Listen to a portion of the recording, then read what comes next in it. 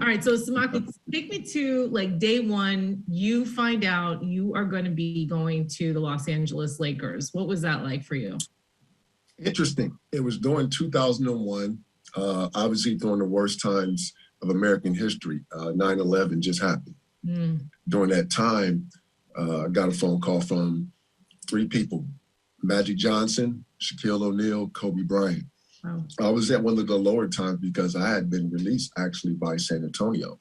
And so I didn't actually have a job. Then you get a phone call from Magic, Kobe, and Shaq saying, hey, listen, there's a huge opportunity for you in Los Angeles. You can come here, play, and dominate.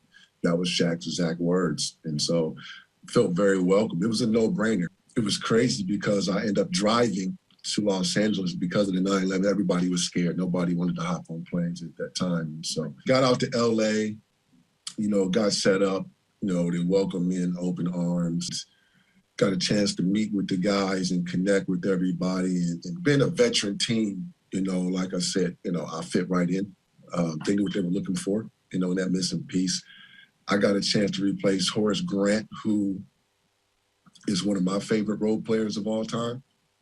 And so it was just a tremendous opportunity. And I was blessed to have that open up, so finally get to LA, you meet, got a chance to meet Shaq, Kobe, and the rest of the guys and sit down on that, coming from a Spurs team that was already disciplined, having a chance to play with David Robinson, Tim Duncan, and those greats, it had primed me already for that next step.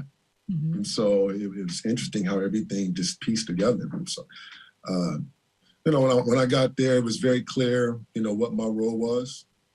And I tried to play it to a T.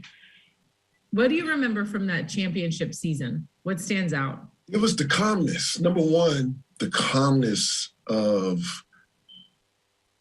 this team, regardless of whatever it endured and whatever adversity, it endured. It seemed that there was never any, button or switch that made this team feel like they were never going to win.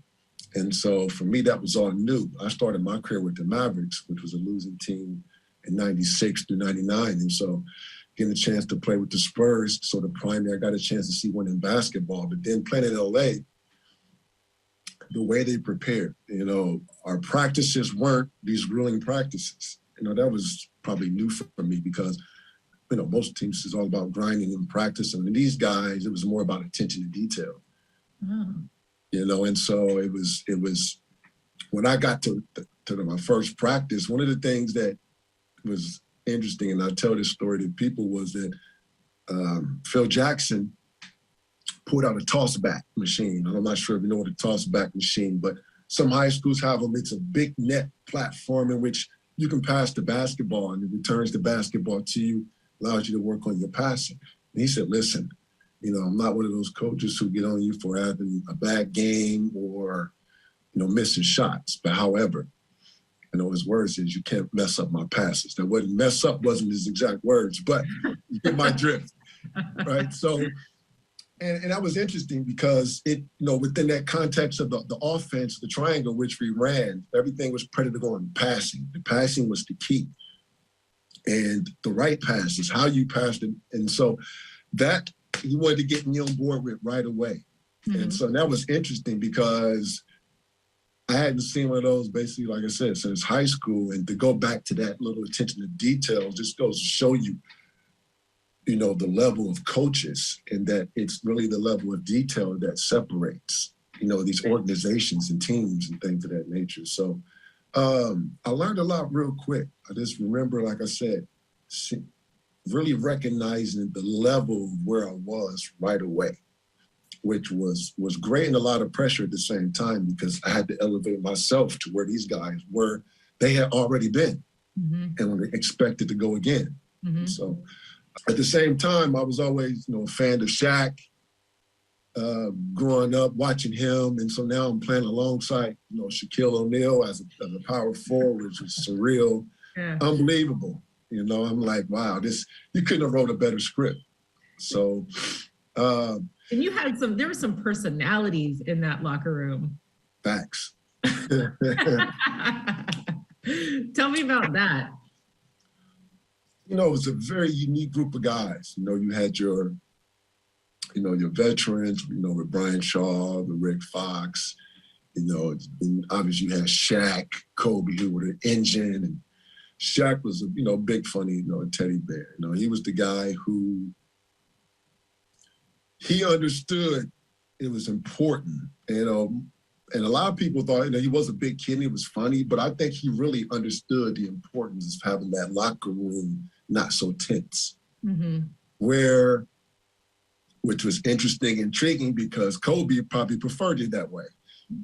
You know what I'm saying? So in real time, you got a chance to see these two guys approach winning championships, you know, from two different ways. You know, both are successful and oftentimes bumped heads at it. But that's how greatness, you know, iron sharpen iron. Yeah, and, you know, a lot of people try to put a negative connotation of things around it, but that's what alphas do. I mean, they come together, then they, you know, they figure it out. And so for me to see that, you know, to be in LA during that time was a true honor, a true blessing.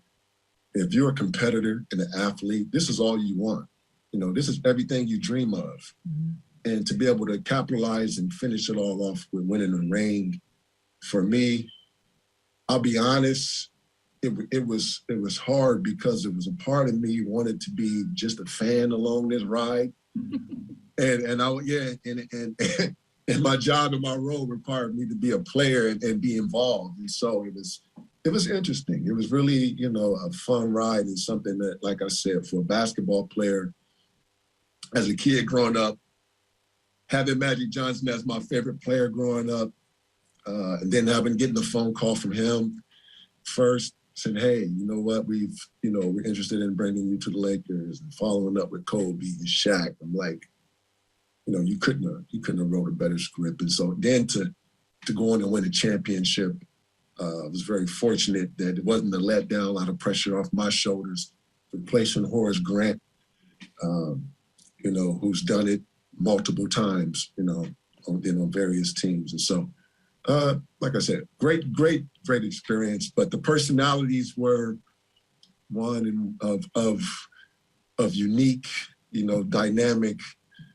Kobe being an avid reader, you know, whose conversation was very vast on many levels.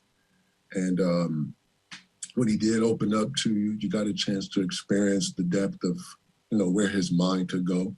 You learn to appreciate a guy like that. You know, you learn to respect and appreciate. Not everybody approaches the things like you may approach. But to witness greatness in real time, somebody with that work ethic, that discipline, was special. And so anybody who got a chance to be around him was very lucky. You talk about, like, you wanted to be a fan in those moments, but you also had to be a player. Mm-hmm. Was there a point, maybe after the championship run, maybe it was even after the championship parade, that you were able to step back and just say, wow, I was part of this? I'll be honest, it's years later, you know, because you never realize how big being a Laker is as a rock star. I mean, you got actors, actresses in here in this city who are obviously big time, but everybody comes to watch you play. Right. And that's amazing. You look up, there's Jack Nicholson, and you got, you know, Denzel Washington, everybody from Snoop Dogg, characters, and it's like, whoa. You know, it's a bit overwhelming. It really took me a while, because you don't understand the entire scope. Like, you realize, okay, I won a ring. You remember being on the stage, going through the parade, the experience, but I've been removed from the NBA 20 years. And so it's still happening. Mm-hmm. It's like, wow, this is what winning a championship at the highest level is all about. It solidifies your history. Phil Jackson was known to be an avid reader as well, and he would give his players a book based on something that he thought they should be reading. Did he ever gift you a book? And if so, what was it? I got the name of the book, honestly, but the book was about confidence. I remember the book being more about confidence. Mm-hmm. And one of the things that Phil was good at, I think his books that he gave people was based off stuff that he's seen and wanted them to to be aware of. And for me, coming to the Lakers, like I said, I was a fan first. I remember buying Shaquille O'Neal's first rap album, when I was in high school. So you're the only one. Probably so. That's funny. You're probably right. But and that's how. So now you can probably understand where maybe I was at that point in time, actually being on the Lakers team. So that was a good one.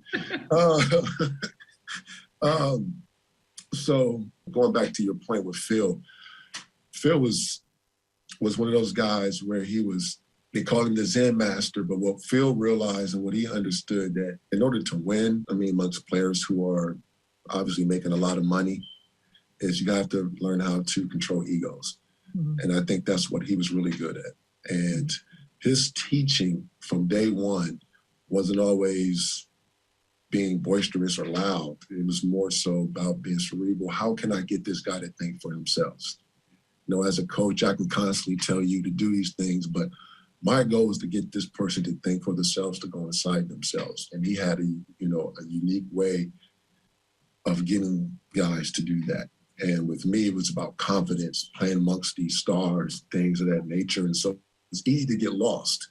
Sometimes question, do I really belong with these guys? Like, this is the guy, like I said, going back, I bought his album. And this is Shaquille O'Neal. He got Kobe Bryant. And, how do I really fit in here?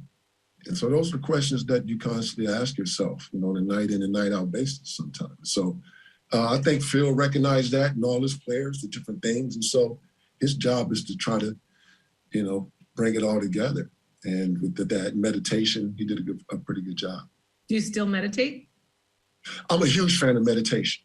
Yeah. And what was interesting for me was that I meditated before coming to Los Angeles. Okay. So Phil didn't introduce me to that. Yeah, I've been huge. I consider myself a highly spiritual person. And so for me being this journey with me being connected to the Lakers and Phil and everything sort of wasn't coincidence. And I felt like I was the right player for that year, that moment, to fit right in with these guys. And for me, the meditation thing was Phil would come in and bring his guy in and before our practices, turn out the lights before we watch film, sometimes bring the sage in and set in the moment. So then it was like, wow, I could appreciate it. And then some of the guys would joke and make fun, but when it was time to engage, they understood that it was something that Phil was serious about. And look, it had, in my opinion, it made us approach the season a certain kind of way. For sure. From an emotional standpoint. So you had, you played for arguably one of the best coaches, in NBA history, certainly one of the most successful. You are now coaching, you're working with kids and teaching them basketball skills. Do you take anything that you learned from Phil Jackson into what you're doing today with camps? Absolutely. And not only that, Phil Jackson really reminds me of my father, who is a cerebral guy. And it was easy for me to connect to what Phil was doing based off, psychology. I'm a big fan of psychology. And so in order to get people to be at their best, you have to get them to go inside themselves. And I'm a big fan of diversity. And when taught the right way, and I think that it can really get people to go inside themselves and get over hurdles in their lives. Mm-hmm. And so for me, basketball connected now. I was taught by my father, basketball was a platform. It was never really about the NBA, but he did predict that basketball, when I was 11 years old, he pulled out a basketball and said, this will take you around the world, literally. And that's what it did. Not only did I play in the NBA, but I played overseas. I played in Russia, played in China, I played in Korea. I played in Syria and Lebanon. I've got a chance to talk with people on various levels, on a lot of stuff through the platform of basketball. So for me, this is more than just teaching basketball itself. It's an opportunity to get people to go inside themselves using, whether it's through drills, the adversity through drills, whether it's through any situation, and be an extension of some of the parents' values as well. And this is how sports should be. So you have, is it 3 kids that are playing collegiate sports right now? Yes. That's incredible. So what do you tell them about competing and expectations? Well, you know, again, adversity is key. And I tried to tell them the most important thing you're going to do as an athlete is find your identity first. You know, we grow up idolizing our favorite athletes, things of that nature. But the key is to find out who you are. Find out where your ability levels are. Find out where your weaknesses and your strengths are. And when your weaknesses, now that we identify them, we have to go beyond them. Your training and everything that you do has to be based off what you discover about yourself. Don't get caught up in training habits with these trainers and doing things that don't help you directly get better right now. Who knows who you're going to be down in the future? The key is, if you're a college player, you have to be a really good college player first. Show the world that you can do these things, and then, let the chips line up. And so just try to give them a system of thinking that keeps them grounded to the goal and the journey ahead, and, not get caught up into what the outside chattering, what the world is saying. And so I believe that you can do that, especially even more so in the world today. You give kids a chance to find themselves.